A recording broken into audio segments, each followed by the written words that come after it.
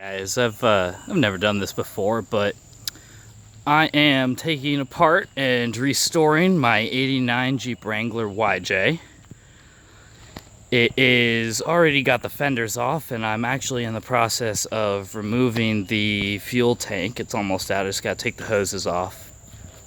But I've been looking for videos on how to do this because I have never done it before.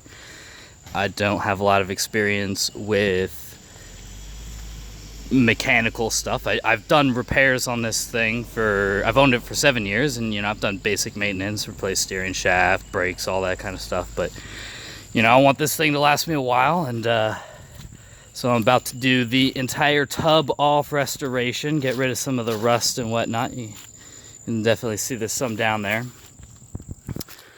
but yeah, I wish that there were more videos of people doing this so that you know how to do it, because honestly it's not that difficult. I have almost no experience, and I'm able to do it. The only issue is being able to have the tools and whatnot. But I'll just take you through a quick walkthrough of it. We've got this is a '89 with a 2.5 4-cylinder. It's all original. Of course, it won't be eventually. We've got a little bit of rust down in here. That's not too bad. And this is the other problem spot down here. There's a couple of holes that we're gonna need to cut out, grind out, and weld back in. And there's another one down here. But for the most part, the frame's not too bad.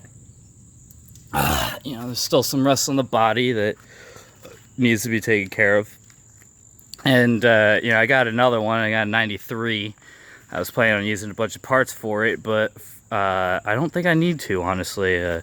Plus, I got into a little bit of a pickle, and the front's bent a little bit, but it's only bent right here is the only frame part. Otherwise, it's just the fenders, and I mean, you're never going to be able to use those again anyways. They're full of Bondo.